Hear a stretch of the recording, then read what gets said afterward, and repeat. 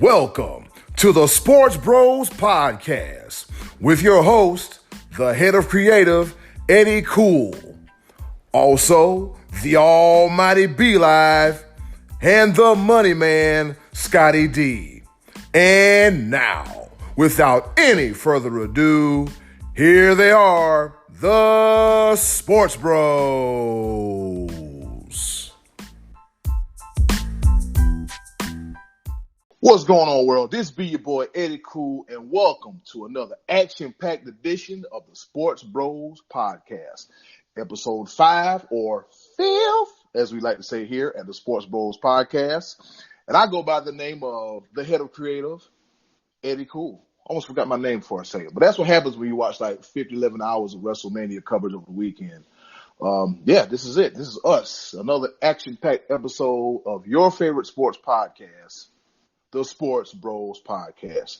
And as always with me, I got my bros intact, the almighty B-Live.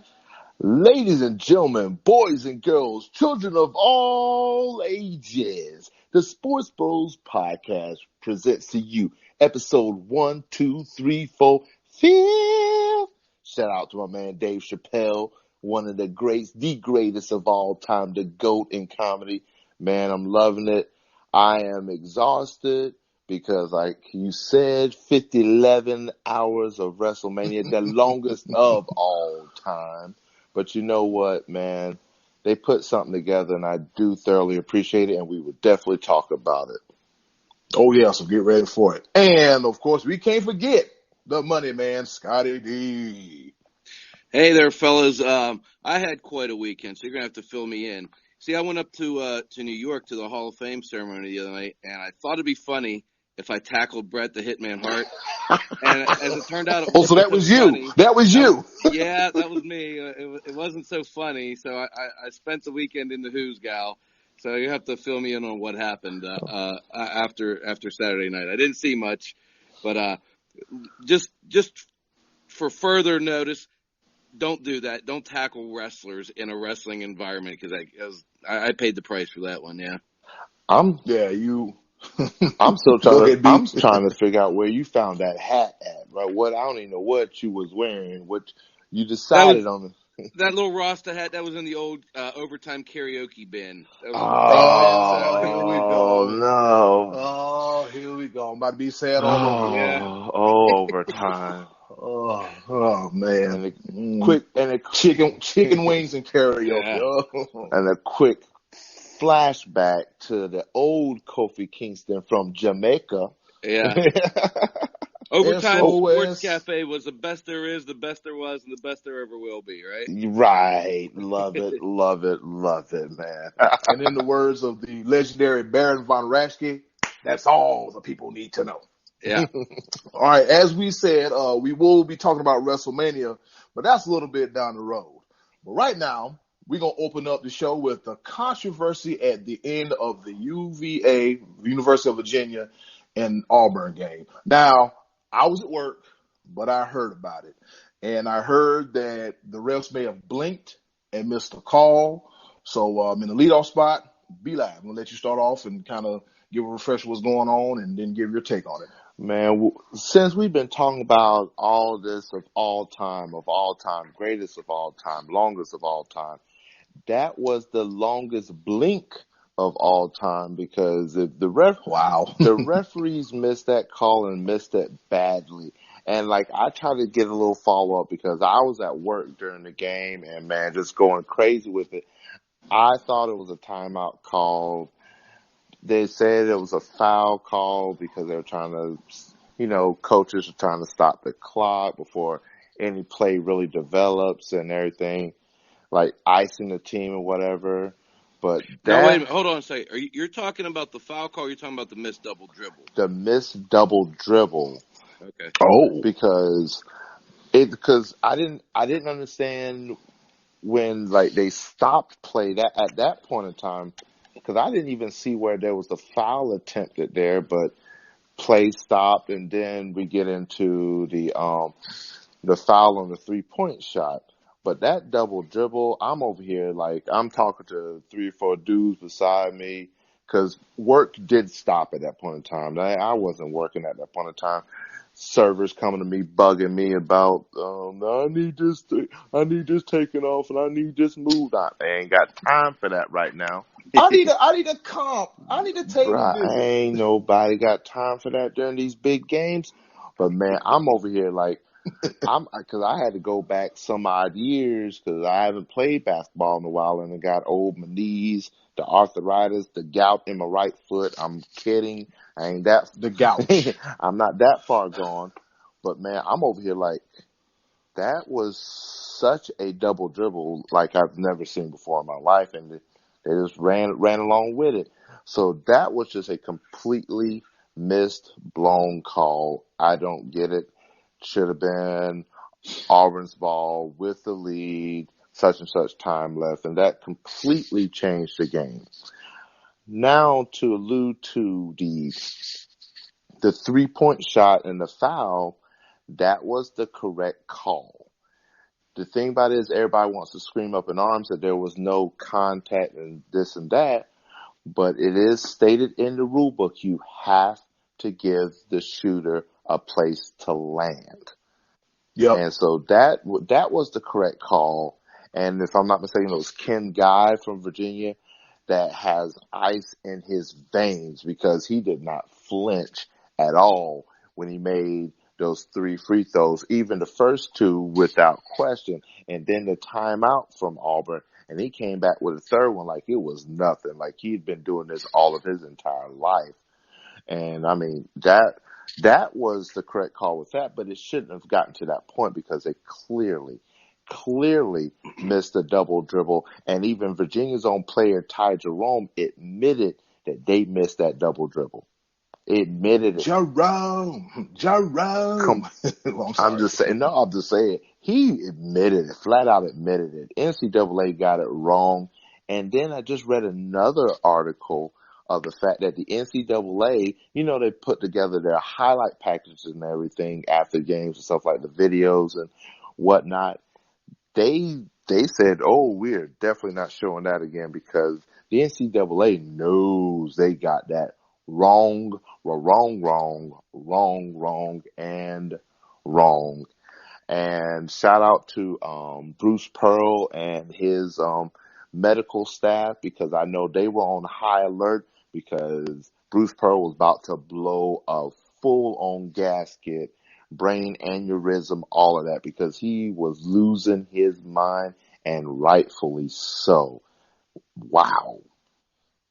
A whole lot going on in a short period of time, Scotty D. How you feel about all this kerfluffle and missing and everything? Let me preface this by saying that the team that I picked to win it all, Duke, was long gone, and the team that I root for is the Pitt Panthers, and they didn't get anywhere near that tournament. So just to preface that by saying I didn't have a dog in this fight, and I just was watching what I thought was an excellent game. So I didn't really care who won. Having said that, I absolutely hate that foul call at the end of the game. I hate that call so bad. I understand that by the letter of the law, he bumped him and he fouled him. But let me ask you this. Do you think every foul got called in that game? Of course not. You think? No, it didn't.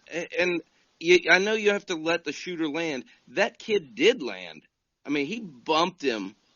Yes. He didn't dive into him. He didn't knock him down. He didn't force him out of bounds. He didn't hit his hand. I think that call has to be let go. The same situation happened in Tennessee, Purdue. And in both of those cases, the referee blew a whistle on a shot where a guy was just taking a desperation three-point attempt. And in both cases, the team that was defending ultimately lost that game. And I think that, I don't know what a defender is supposed to do in that situation. If a guy is jumping to shoot a three-pointer, how do you know how much space to give him where he's going to land? I do think you have to consider, and I know it's a split-second intent, and in both cases, the defender that fouled the three-point shooter tried not to foul. If you watch the replay, that kid the other night for Auburn, he tried to pull up and come up short. He didn't throw a hand up at him. He didn't He didn't turn and back into him the way Bruce Bowen and some of these other guys used to do, get under 3-point shooters. He didn't do any of that. And I just feel like when when you play that many years to get to that position, like these kids from Auburn did, or you coach to that position like Bruce Pearl did, to have that call made, I think I think the referee just wanted to get involved and he took it away from them. Again, I understand that by the letter of the rule, the correct call was made. But let me ask you, do you think that if he didn't make that call, do you think the whole country would be up in arms? I don't. I don't think the whole country would be like, man, that's BS that foul call wasn't made. Because I've seen a lot of games that come down to the wire where a guy takes the ball to the hoop and gets knocked on his keister and there's no call made. You have to earn it. You have to make that bucket. And I kind of think that this should have applied in this situation too. I might be in the minority, and I know, again, that he did make contact with his shooter. But, man, if I'm the referee, I'm not making that call, man. I'm not taking that off of those kids that worked so hard to get to that spot. I hate that call. Yeah, they did. Those kids did work hard to get there, man. And it's a shame that in moving forward, we won't remember how good the game was. We'll just remember, the call that wasn't made. And Scotty D, I want to say this. I agree with you 100% that the whistle should not be in the referee's mouth when it's like less than 5 seconds ago. It's like, and especially when it comes to intent, you're absolutely right with that. He tried to pull up, and it's one of those things where, did it really, really affect the shot? It really didn't. Now, I can't, you can't really make that decision. It might have, it might not have. The point is that if he had dove into the guy and egregiously fouled him, then of course you have to make it. But I just don't think you make that call, man. I just don't. I want to differentiate between the two games because the Tennessee-Purdue game, the shooter really initiated that contact. If I'm not mistaken. Absolutely, yeah. He threw his leg out. He threw his leg out. That right there should not have been a call at all. That one was bad. I'm telling you. I agree. One was bad. Between the two, this one was more of a foul. I'll give you that. I would agree with that. But, and again, with that being said, like I said, I've played quite a bit of basketball. I've had those injuries where you've come down bad on your knee. Like I said, take the whistle out of the referee's mouth with 5 seconds ago. If Ken Guy would have fell on that shot, yet it would have been a late whistle, but yet the whistle would have been warranted. But the fact that he didn't fall, the shot went up, he didn't hit his arm, stuff like that. I do agree with you on that.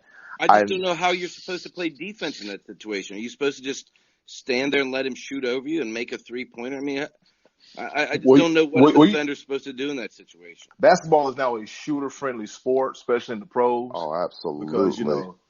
Because you remember back in the day, you could hand check somebody, put a hand on their back.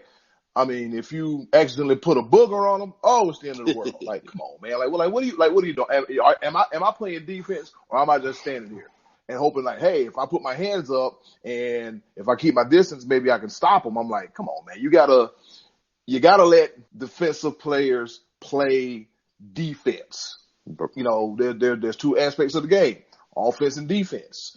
Let them play defense. Because if you turn around and because of that call, because of what we've seen now, if I was a player at this point in time, would my instincts still kick in as much?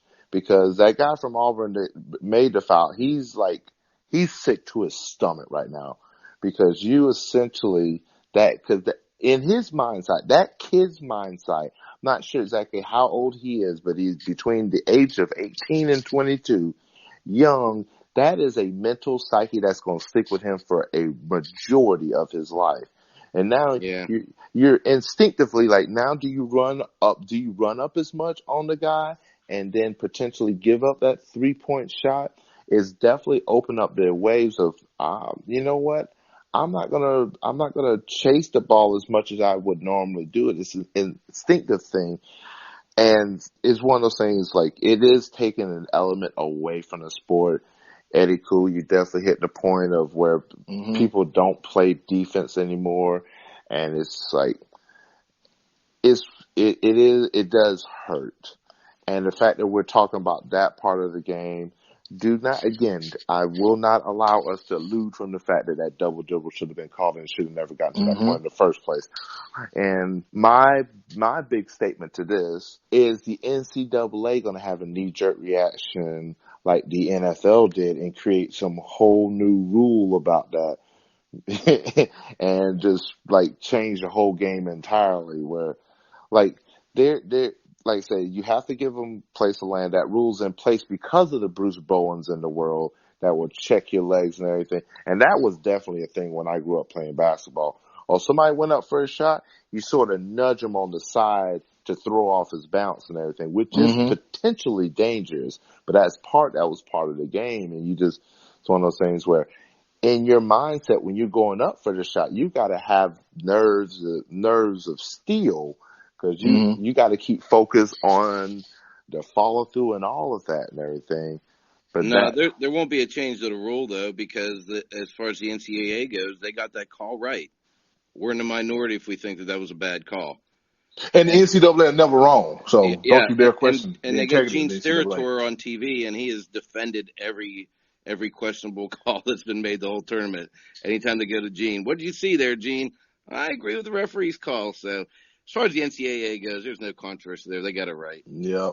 Speaking of, I mean, it's like I said, once again, it's sad that it has come to this, that we are reviewing this game in the future, and we'll be thinking about not the play of the game, but what happened and what didn't happen.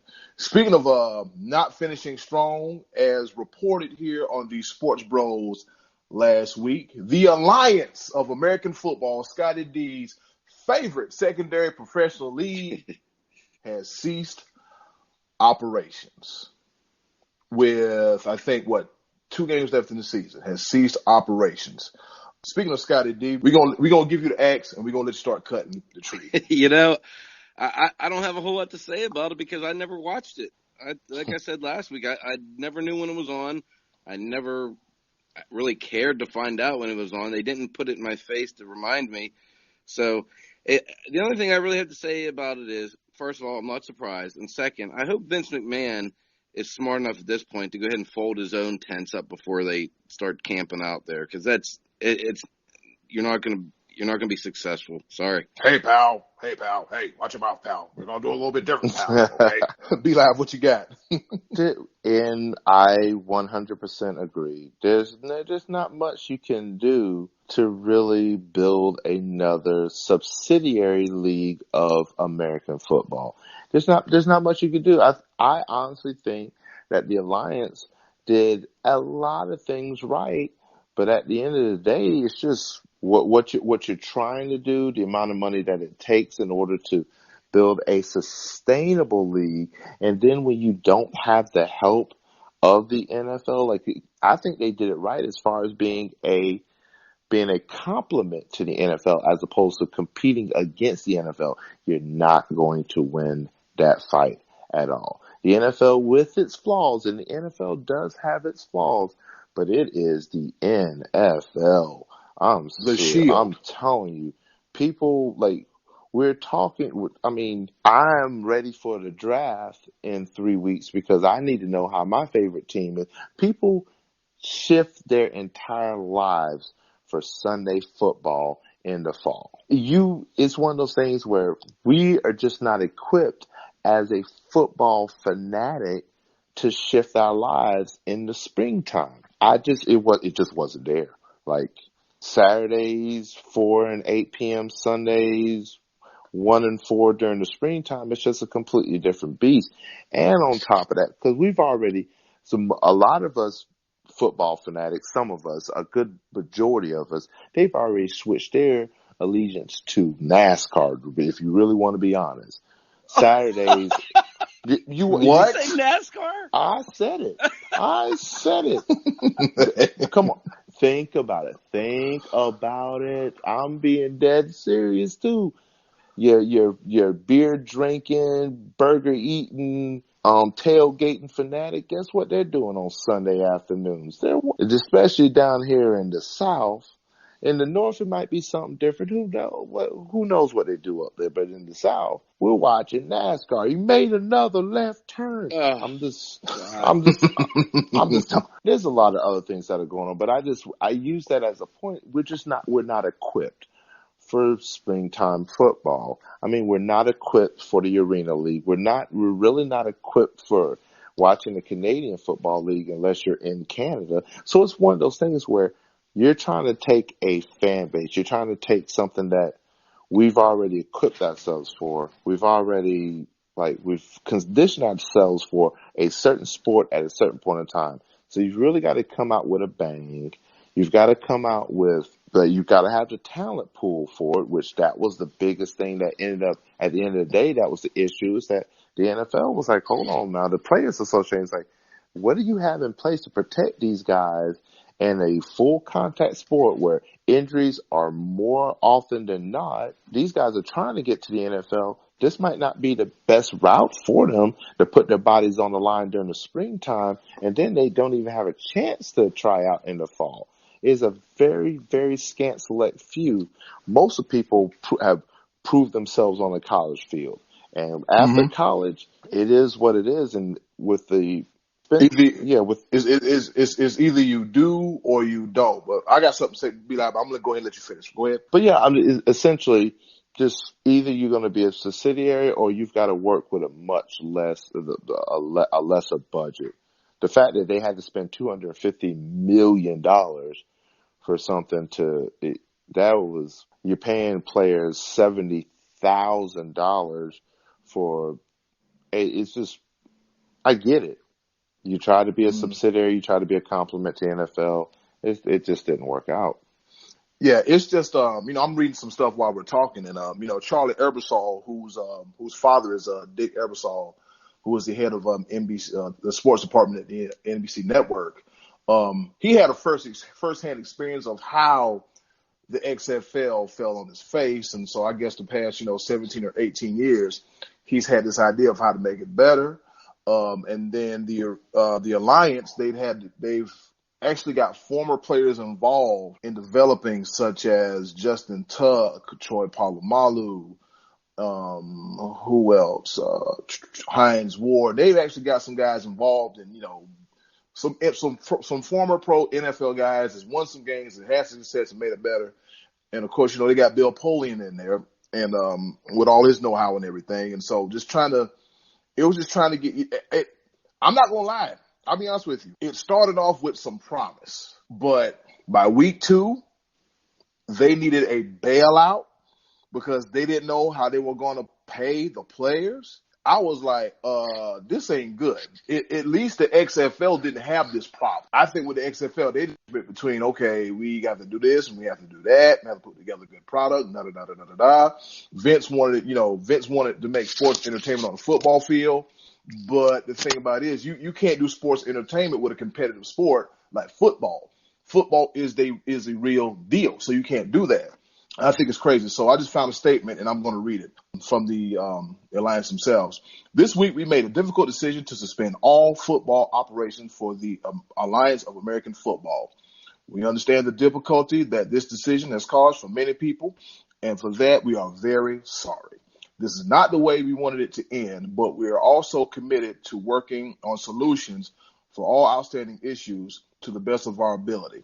Due to ongoing legal processes, we are unable to comment further or share details about the decision. From what I'm reading, it's not officially done, dead in the bed is the Alliance. So if the Alliance, through a miracle of the big man upstairs can make a comeback, they'll probably be in direct competition with the XFL, a revived version of the XFL, beginning in 2020. And I'll say this, like I said about professional wrestling organizations. I think it's good to have fresh competition or, like you said, be live, was it a subsidiary? Right. Is that the word? Yeah.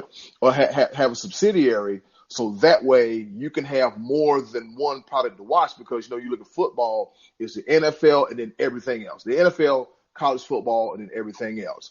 And the Arena League is struggling. I remember when the Arena League had like 20, 22, 23 teams. I think now they're down to 6. Right. Yeah, so it's just like you said, B-Live, just trying to train yourself between spring and whenever the league ends to watch football. That's difficult because if you look at, like where I live up here in Northeast Ohio, through football, football season is football season. Once the weather breaks, no one's in the house watching TV.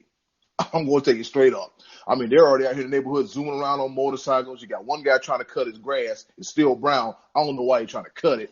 But still, though, it's just the fact that when the weather breaks in certain parts of the country, people find something to do. They're not watching no, secondary football league. I think it's bad because now you have put players in a precarious situation, like they have families to take care of, wife, kids, mortgages. Like what are we gonna do? It's crazy. It's just an unfortunate situation for a league that looked like it had so much promise. You thought they would get it right, but as it was for the USFL, the XFL 1.0, the Alliance joins the ranks of the failed spring football leagues. Speaking of spring and going outside, the Masters will be coming up soon. The Masters, the green jacket, one of the biggest sporting events of the spring in the golf world. I'm going to tell you something funny to my listeners out there. I'm from South Carolina, and guess what? I can't swim, nor can I golf. I don't know, but my putt game is pretty mean, and I get in waist deep water in the ocean. So we're going to let Scott chime in on this since he's a golf aficionado. I don't want to call him an expert because we're not experts. We just watch it and call it how we see it. No. How you feel about these here Masters, Scott? I'm certainly not an aficionado or an expert in the world of golf, but I really love the Masters. I watch most golf tournaments, but the ones I watch the most intently are the majors, and the Masters is my favorite. It's just something about this time of year when you're getting out of the darkness of winter and coming into the spring, and you turn on the Masters and you see green it is on TV. Even on TV, it looks, it just looks like it's springtime, and it's just that time of year. It's the only major they have in the same venue every year.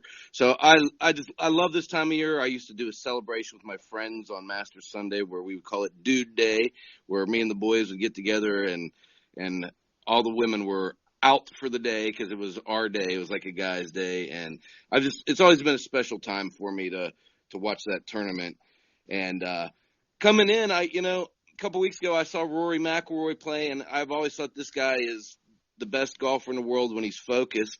And then he takes on Tiger Woods in the match play, and he kind of laid an egg. He had a 7 on a par 5 that ultimately cost him that match. But I think I'm going to stick with Rory as the winner. It's hard to predict something with such a big field, but I'm going to go with Rory McIlroy to win the Masters this week. And I hope that we get a good showing from Tiger. As I said last week, I always feel like he's must-see TV, and I would love it if Tiger would win this thing. Guys, what do you think? Are you interested? You going to be watching the Masters at all here? I'm not a big golf guy, but I tell you what, I just want Tiger to get that one. I just want him to get another one. I really do. Like, they've been counting them out. Tiger has had his trials and tribulations off the course, and, he's been slowly trying to redeem himself. And, Tiger's like, look, it ain't over yet. I'm still out here. I'm pushing. I'm going to push till I can't no more. So, be honest with you, if I were to have a favorite, I really want Tiger Woods to win it. But, golfer as hot as Rory McIlroy is a little bit, it's going to be tough sledding for Tiger Woods. What about you, B-Live? Man, I thoroughly enjoy this time when Masters is my favorite tournament. It absolutely is. Scotty D, you already alluded to it. It's Augusta National is absolutely beautiful. And it is bucket list. One of these years, I'm going to find my way on that extensive waiting list. They're going to allow a brother to go to the Masters. I want to see it. I'm like extremely jealous. One of my fellow managers at work, he actually got a job working at the Masters. So he's going to be there in the thick of everything. He has to work, but he's going to be there. I'm like, bro, if you can get me a Tiger Woods autograph hat or something, make it happen. Don't come back empty handed. I told him that. But So quick shout out to my man, Brian Lynch, one of my fellow managers at Max Speed Shop here in Fayetteville, North Carolina. Got to put in the plug, trying to get them sponsors. All right. So when it comes to the man, the legend that is Tiger Woods, it is one of those things where you have literally a conglomerate of people that need, want, desire for Tiger Woods to get another green jacket. It would be great for the ratings of golf. It would be a storyline. It's one of those things where the golfing community literally banks on the fact that if Tiger Woods, if he just gets that jacket for this tournament, it would set up revenue streams throughout the entire year for the golfing world. So it's how Vince McMahon would like to say is best for business. Tiger Woods winning would be best for business. On this side, I'm one of those guys. Yes, I would absolutely love Tiger Woods to win it. I'm also waiting for the next big thing because at the end of the day, Tiger Woods is, I think, he's 43, I can't remember his age right now. He's up in his 40s. It's one of those things. He's absolutely still competitive, but it's more nostalgic when it comes to Tiger Woods. For one, I am on the Dustin Johnson train. Yeah. He might win this thing too with his length off the tee. Augusta's a long course. Don't be surprised if Dustin's wearing green on Sunday night. I'm telling you, that's my dude.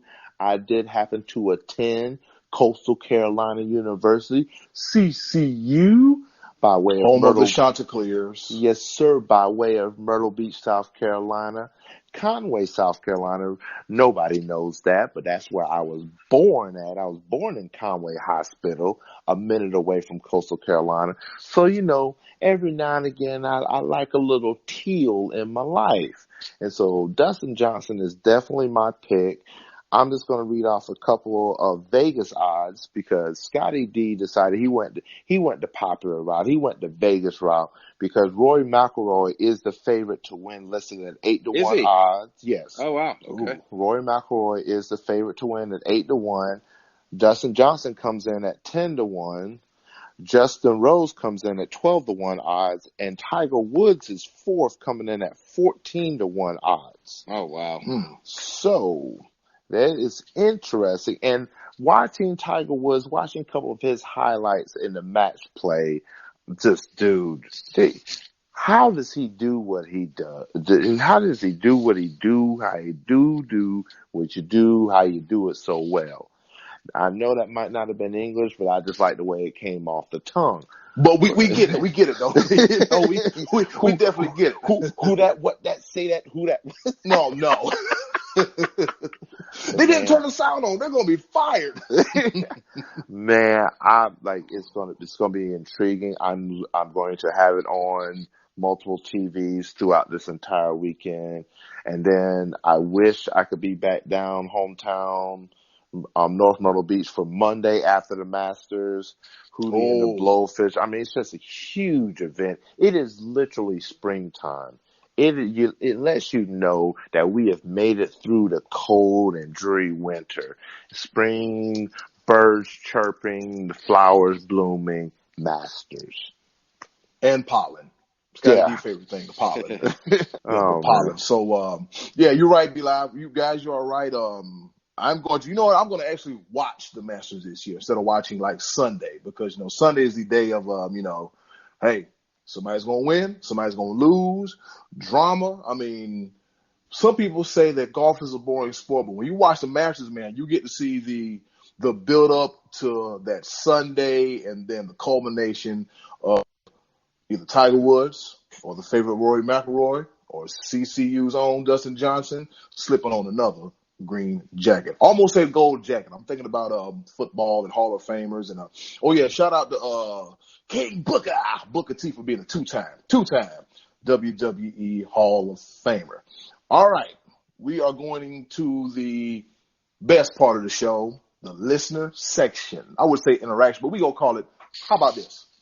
Let's just what kind of name should we give the listener section? I'm thinking about the section. What do you guys feel like? What should we name their section? Man, on the spot with it. The listeners section, The Andre the Giant Memorial section. I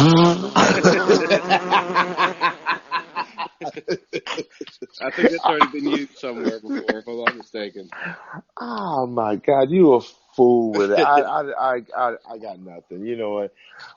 That's something we can work on going forward. Listen, You know what we'll do, Scott? We probably can use the Andre the Giant Memorial listener section, but we have to spell Andre different, section different, memorial. We'll just have to finagle the spelling of that. Look, we're using this, but we just took an X and put a U there, and we'll figure it out. But we forgot to put the question in last week, so we did a little bit of groundwork and promoting and pushing, and I got some results. So last week's question was, if you are a blue chip prospect, what coach, and then I add a little caveat, what school or coach would you play for? And as always, the listeners, they come through. We actually have listeners. I love the fact we actually have listeners, and they come through and they do what we ask some of the time. But we still love you. We'll still love you. We don't have a love-hate relationship. We have a love-love relationship. Here we go. Dax McCall says, although I dislike Duke with a passion, I would like to play for Coach K. Good call. I can agree with that. And for the listeners, we're talking about college basketball at this point in time. Duke, you can't go wrong with Coach K. You really can't. No, you can't go wrong. There's a lot of lineage, history there. How long has he been there? 11 years, it seems? I couldn't even tell you. I know that he coached at Duke. He coached at Army beforehand, but I think that was the 70s or something like that. I think it was Navy, wasn't it? I think it was Navy. Oh, to answer the question earlier about Tiger Woods' age, he's 43 years old. 1980. Because when was Johnny Dawkins there? 86, I want to say. Oh, okay. 1980, though. You're right. 1980, and he was at Army from 1975 to 1980. Oh, okay. All right. Yeah. There you go. So, see, I know a couple of things. I know a couple of things about the service academies. Quick shout out to United States Naval Academy, Annapolis, Maryland. I did get a year and a half of education there, and then life happens, so it is what it is. But moving forward, all right. Yep. Speaking of moving forward, our very own friend to the show, the one and only JR Speaks. Of course, he's going with this. We gonna razz JR. JR is part of life. We love you. It's part of being a member of the Bros Nation, but it's all good. JR Speaks says Coach K for obvious reasons, and the second choice would be Michigan State and Tom Izzo. I like that call. That's actually personally who mine would be. Mm-hmm. I think Tom Izzo he always has his team in the mix. Not that Coach K does. I mean, obviously Coach K is pretty much the premier coach in college basketball, but Tom Izzo recruiting and up in cold Michigan gets players up there, man. He's in the mix every year, and again he did it again this year. He was just one game away from the finals. Yeah, what's that one team they had called the Flintstones with Mateen Cleaves, Marcus Peterson, and I can't remember the other fella. So Izzo has what it takes to win and has a successful program. Screaming at the players or not, I think it's all in good taste. So that'd be a good choice. All right, Eli Kavanaugh says I like this one because I really do, because it should happen again. He said that he would play for Gary Williams and Maryland. Oh, wow. To bring them back. Yes, to bring them back to prominence. You remember those old teams with X-Ree Hip and what's my man name? Lonnie Baxter, and of course Stevie Franchise. So, because I'm not gonna lie to you, I know you guys have been watching basketball, but since Maryland made that move to the Big Ten, it's been bad. It's been the drizzling, the drizzling. The drizzling. That's what they get. I'm glad you said that, because I for one, I'm an ACC fanatic through and through, and I did not understand Maryland's move to the Big Ten. I'm like, what are you doing? Like, you're one of the original ACC members. Maryland, you're freaking, I want to say about an hour away from the Atlantic coast, which is the name Yes. of the conference. Like it just did not make any sense to me.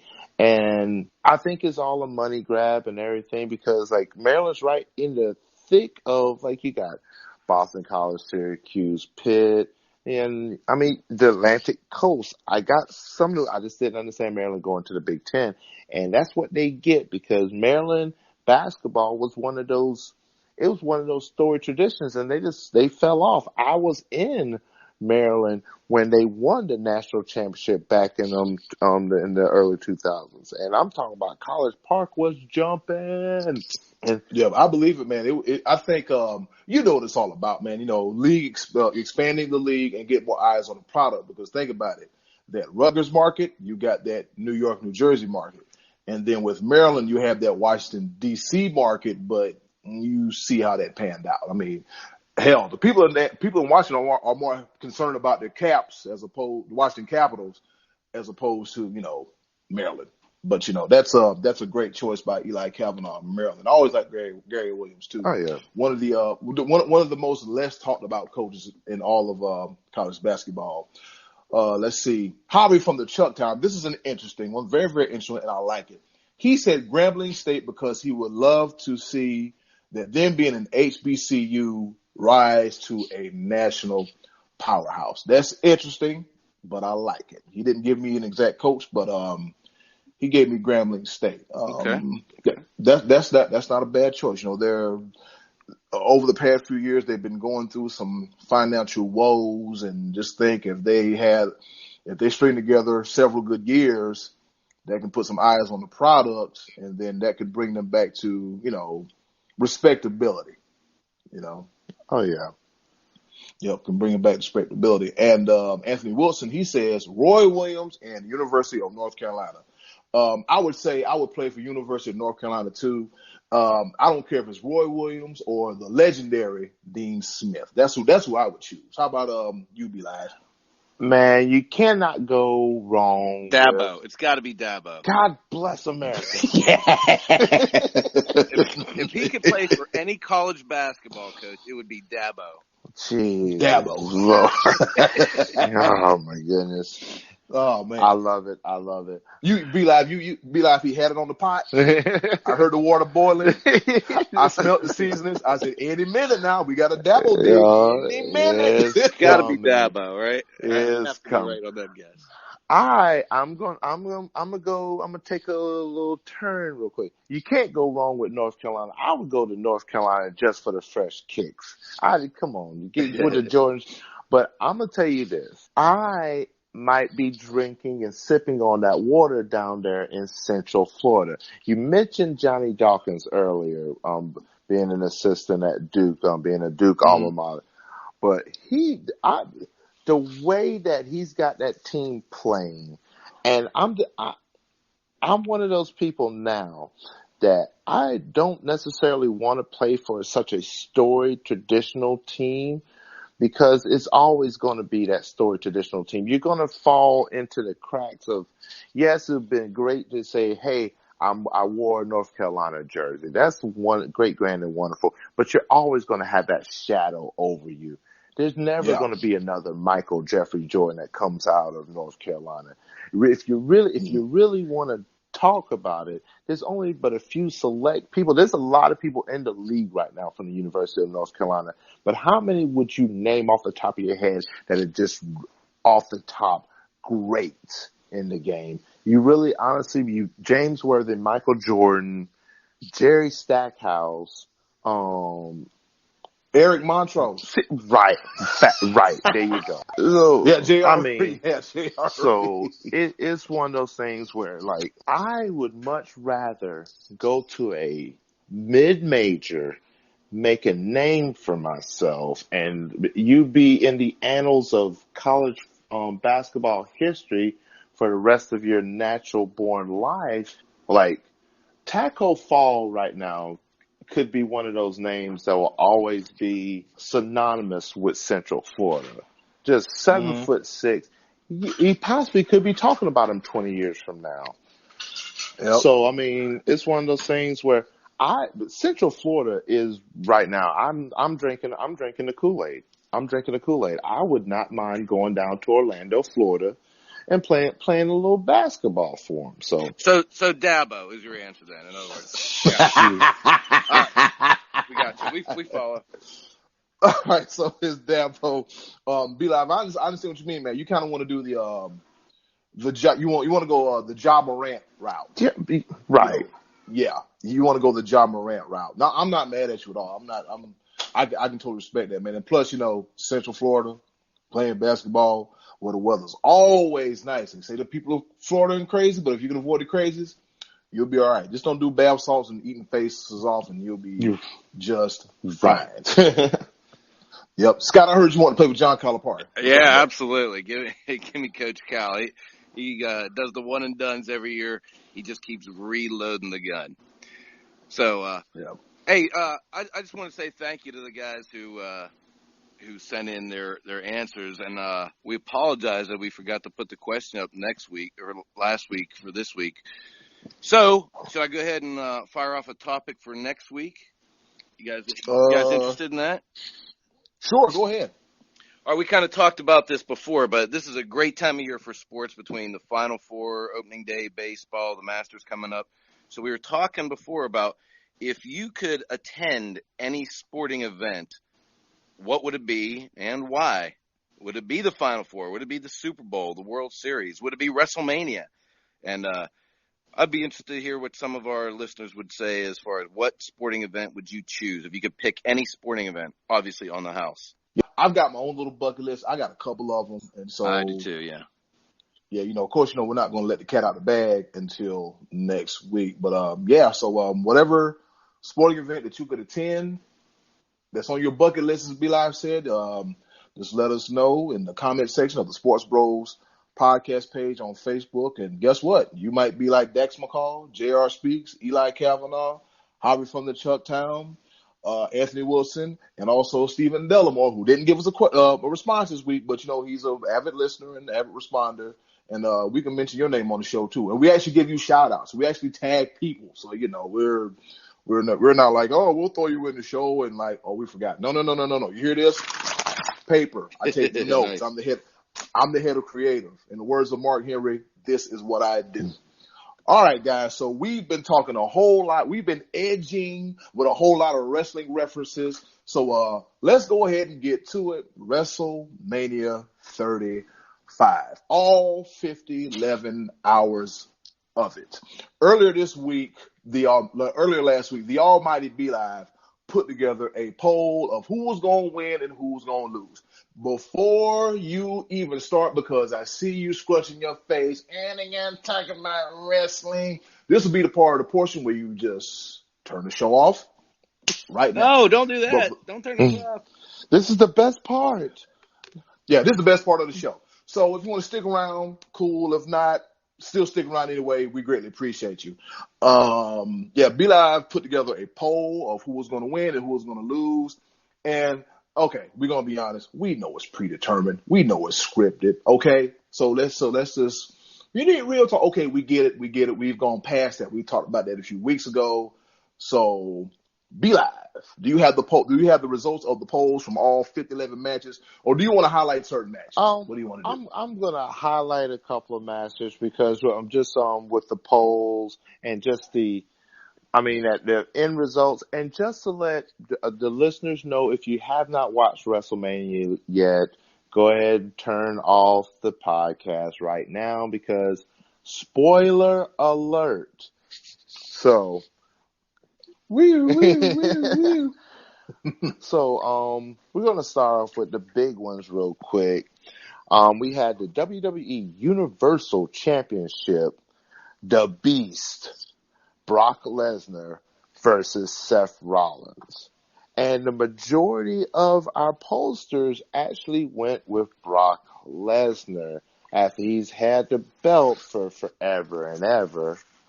But the majority was wrong. Seth Rollins pulled it out with a triple stomp and won the WWE Universal Championship. So the public did not get that one right. So that was a shocker to some. Okay, yeah, because I thought like, oh, okay, we're gonna get about 2 or 3 F5s, and it's gonna be a done deal. And as soon as he hit one curb stomp, I'm like, is that another I smell? Boom! I was like, oh, third time's a charm, and so he did it, and So now Seth Rollins holds the distinctive title of being a thorn in Brock Lesnar's side at 2 WrestleManias, and the Kingslayer, and he's also a Beast Slayer as well.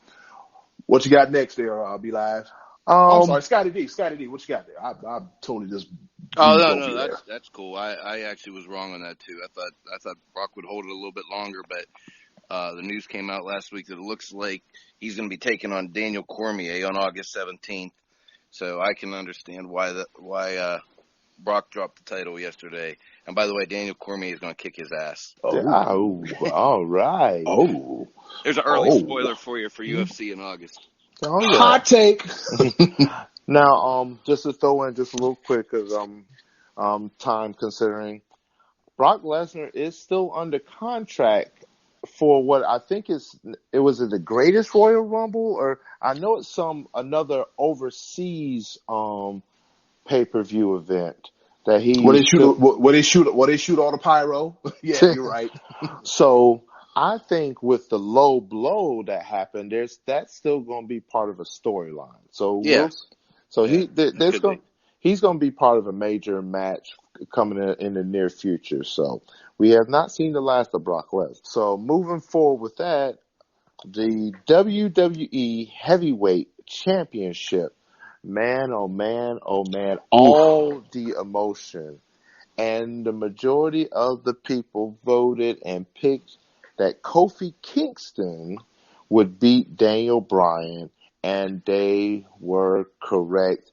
Thank you, WWE, for getting this right. Oh my goodness, they finally listened to the people.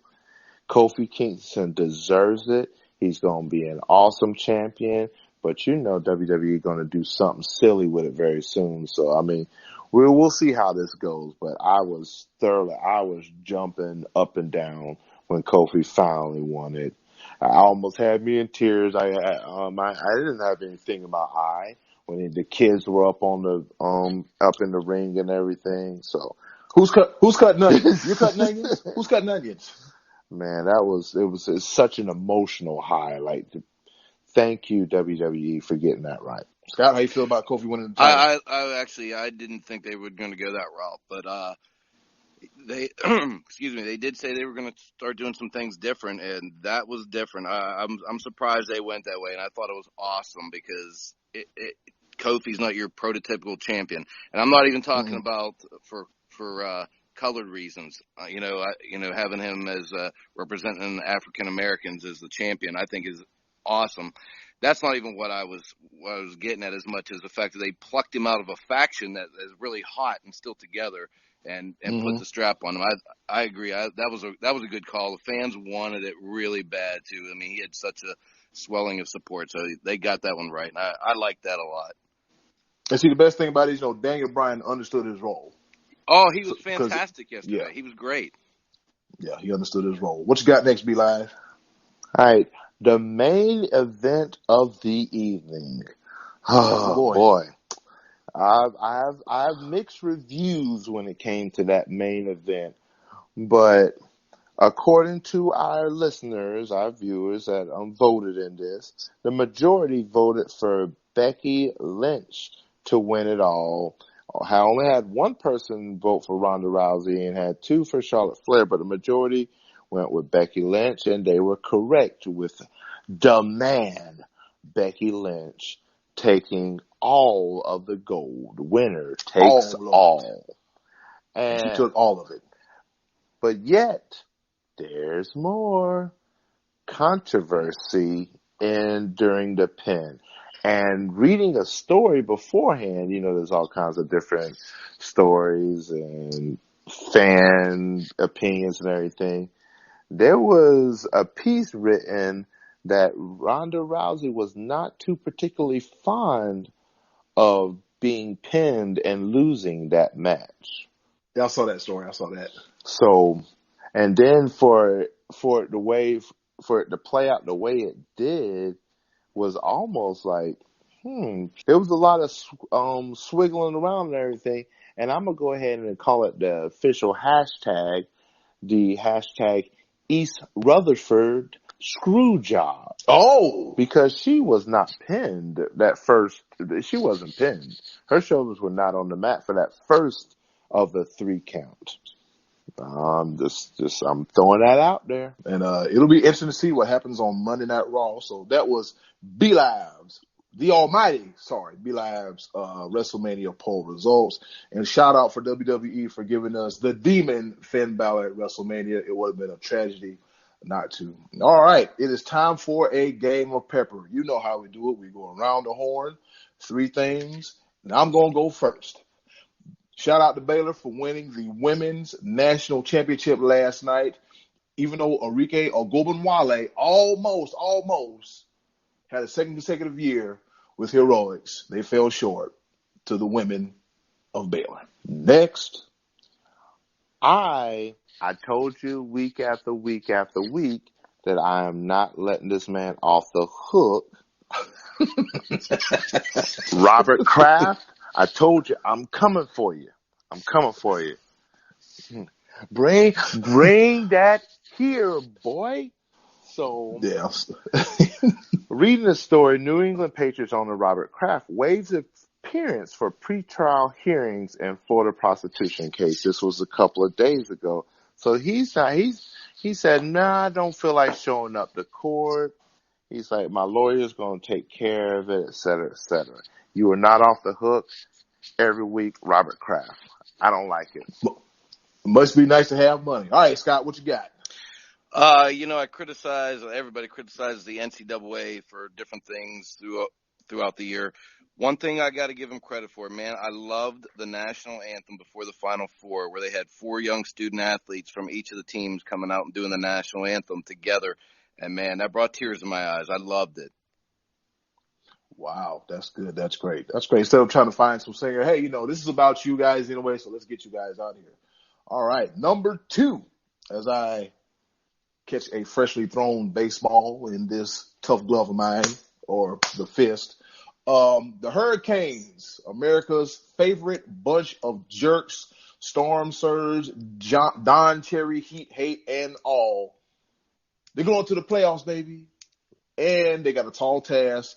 They face the reigning and defending Stanley Cup champions, the Washington Capitals. It should be an interesting series. Man, oh man, love the Storm Surge. Could care less about the Pittsburgh Penguins. He's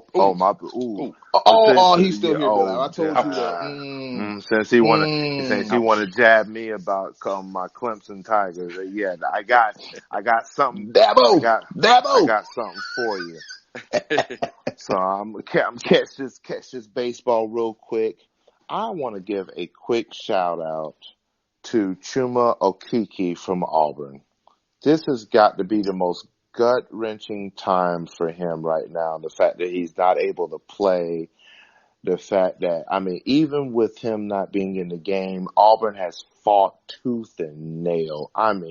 They've beaten Tennessee twice. They've beaten North Carolina. They beat Kentucky without Okeke, and they should have beaten Virginia. Man, Auburn Tigers, I applaud you. Okeke, I hope you get well and that your career continues well beyond this.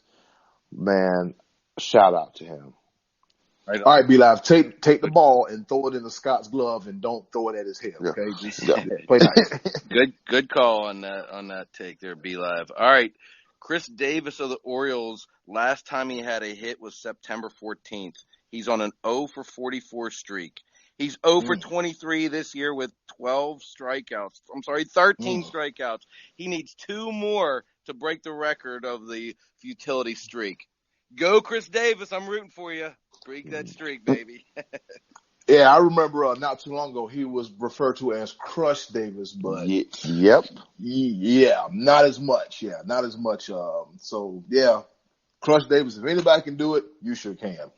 My third, as Scotty D throws the ball back to me, my third and final take on the round of pepper is, well, B-Live stole it from me earlier, but I'm prepared. Always got a 1B. WrestleMania is the sixth most powerful sports brand from a monetary standpoint.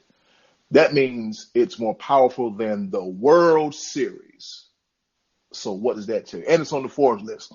So what does that tell you? So shout out to WWE for being a juggernaut with a sports entertainment product and not an actual sports product.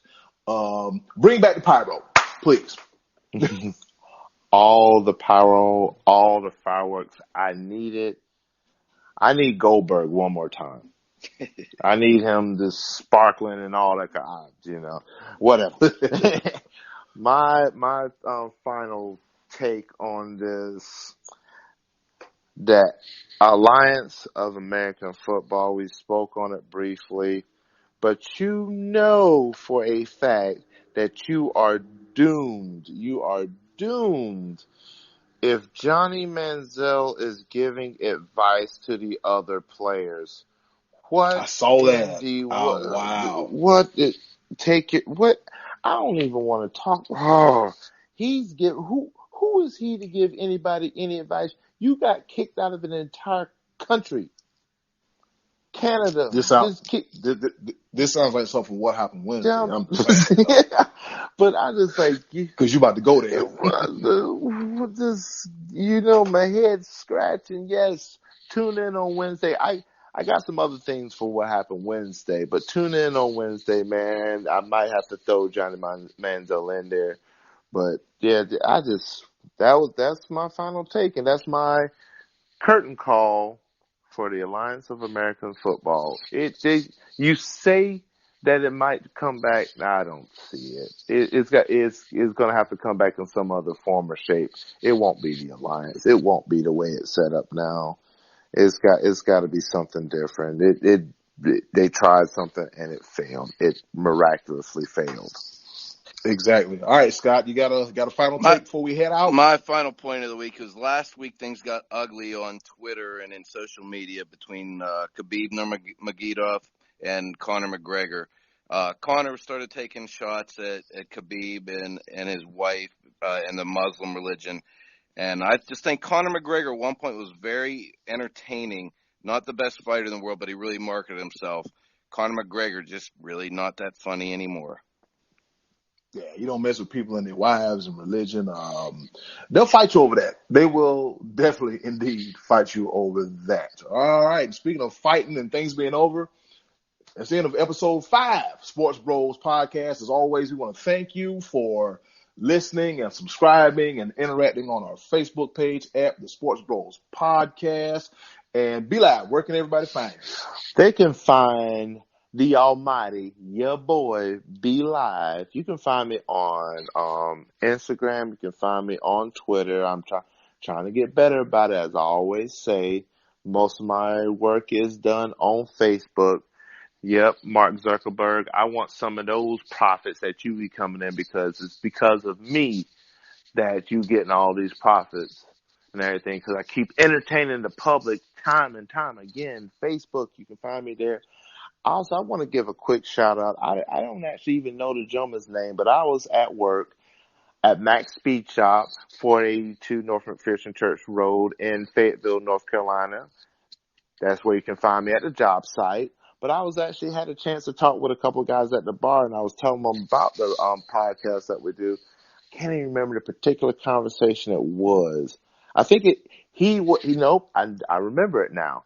He had his Phillies gear on. He was a diehard Phillies fan. I told him we had just got done talking about Bryce Harper and the Phillies. And I told him I had a little video blog where I was poking fun of the fact that the Phillies booed him the first game because he got no hits. He was like, dude, man, I want to check that out. And so me and him talked, and I showed him how to find the Sports Bros Podcast, and he subscribed right there. I was like, dude, that's freaking awesome. So hopefully, like I said, don't know your name. Hopefully you're listening, man. I greatly appreciate it, man. And to all those other people that are coming along, man, we love you. Thank you so much for your support. Exactly. Scotty D, where can they find you? Well, this week you can find me in front of the TV. The Penguins begin the playoff series on Wednesday night. That's where you find me. Check me out on Facebook. That's all I got. And also, what's your Instagram account? Too old for Instagram? Yeah, Instagram. As soon as I figure out what that is, I'll get back to you on that. Yeah, we're gonna make sure you can get that name verified. I don't want anybody else to have that name. I want you to have that. Too old for IG. Yeah, that's gonna be your handle. And as always, I go by the name of the one, the only, the real Eddie Cool on Twitter. Just the real Eddie Cool, all one word. Cool Season on Instagram, also on Snapchat. Super Cool 5000. That's the word Super Cool and number 5000. All put together. And you can also check me out on Facebook, especially on the Sports Bros Facebook page, home of the Sports Bros Podcast, and also home to what happened Wednesdays, and also Tranquilo Thursdays, and all other Sports Bros related content. You can find us there. As always, guys, we thank you for guys and girls, cats, dogs. We thank you for listening and being a part of this little podcast that we got here, something that we love. We're on episode 5. Oh, man, we made it, episode 5. Hopefully we can make it to a few more episodes longer than the Alliance football has during its season. Jab, jab, jab, jab, jug, jug, Jab, jab, jab. Yep, I know you just said that. Scotty D, I know you got to take off shortly. Me, I'm getting a little bit of hungry up here. And Be Live is doing what he does best, just being the almighty Be Live. And for the almighty Be Live, the money man, Scotty D, is the head of creative right here, Eddie Cool. And as always, do something nice for yourself. And if you can, do something nice for someone else too. We are the Sports Bros Podcast. Thanks for listening. Hold up. Wait a minute. The podcast ain't over quite yet. No, it is not. This be your boy, the one and only, the head of creative here at the Sports Bros Podcast, Eddie Cool. And I know you're thinking, did they not cover the national championship game last night between Texas Tech and Virginia? No, we didn't forget. I was originally going to push the show out Monday, so that way we could have had predictions and everything, but due to time constraints and due that we record on Monday morning, so you can get the show today on a Tuesday, yep, you took a peek behind the curtain. We decided to go ahead and forego that portion of the show and just let me, the head of creative, go ahead and handle the recap of the national championship game. Number 3 Texas Tech versus number 1 Virginia. Virginia is looking to win the national championship after bowing out in last year's tournament against University of Maryland, Baltimore College. Is that the right college? I'm pretty sure it is.